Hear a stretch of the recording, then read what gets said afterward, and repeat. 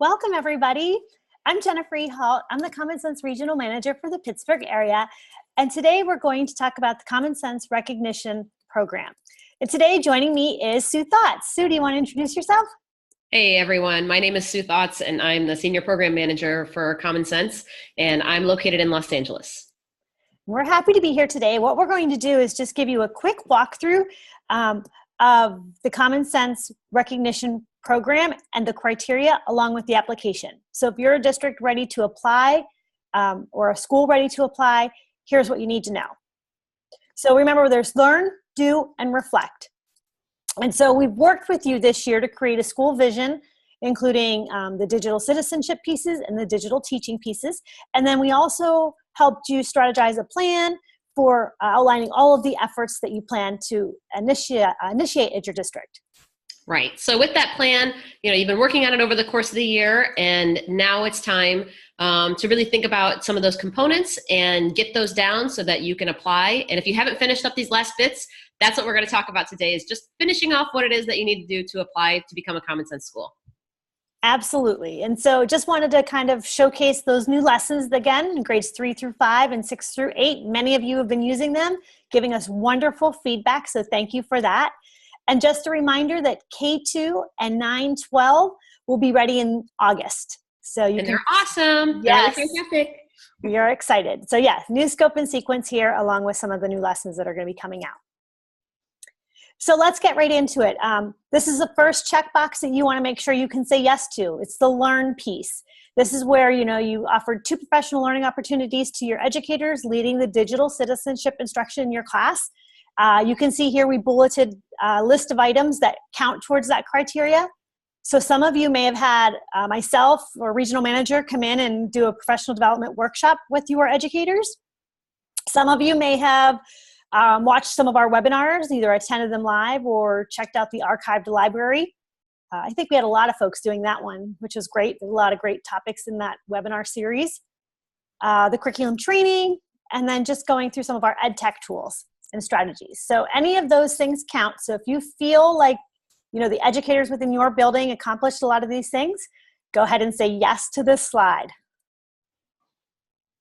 Right. So by the way, those were all we asked folks to do 2 of those activities or attend an in-person, by the way. Go ahead. Thanks, Sue, for that.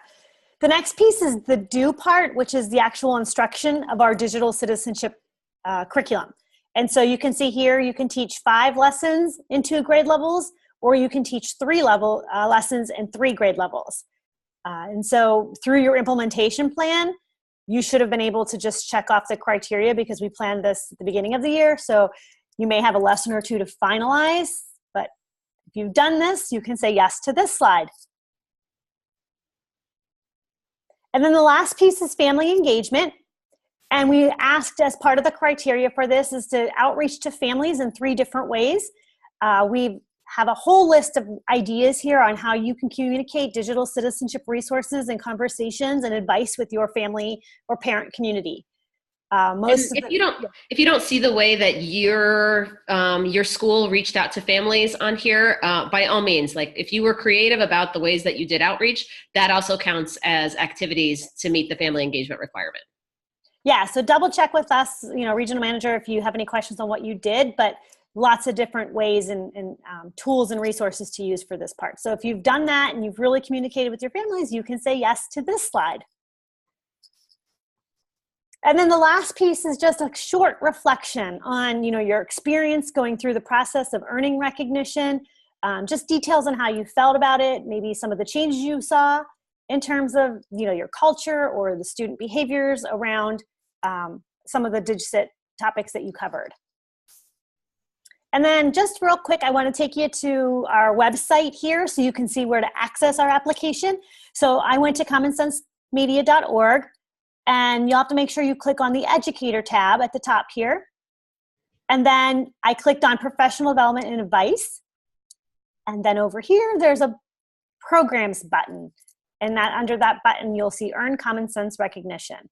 You won't see a red box around it. Jen put that there to highlight it. Yes, I'm highlighting. It's there. Yes.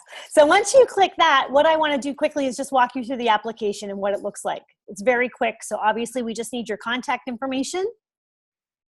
And then you'll just walk through all of the criteria that you're able to check off. So in the learn piece, you'll just tell us how you accomplish your professional development. You'll also tell us about the student instruction pieces. So tell us exactly, what you taught in all of your grade levels. And then check off all of the ways you reached out to families. And then a short paragraph on your reflection. And after that, you hit submit. And once you hit submit, depending on what you were submitting for, that happened to be the school application. We do have an educator application and a district application. So once you complete the application, you get an email with a badge, right? So you can earn one of these badges that are good for 2 years. You'll notice this is a 2-year congratulatory piece. And then make sure you're celebrating. So with the badge, you get a printable banner to display. You get a sample press release. You're able to share it on social networks. So lots of ways to showcase to your parent community or your community in general all the things that you're doing to help kids, wander through these social media pathways and, just becoming a digital citizenship. It's good to know that you're doing everything you can to take part in this. This is good PR, right? Yes. It's for your school and for your practice, and it allows you to share your accomplishments with other folks. Absolutely. So yeah, go out. Let us know if you have any questions about the criteria, how to access the application. You have until June 30th to do so. After that, it will be too late. So make sure you get that application in if you meet all the criteria. And never too late, Jennifer. Never too late. Yeah. So if you don't get it in by the deadline that Jennifer just indicated, then you'll just have to wait for the following year to apply. But that's the deadline for the 2018-2019 school year, which is good for 2 years. Right. Good. So we look forward to celebrating with you. Have a great day and let us know if you have any questions. Thanks. Thank you.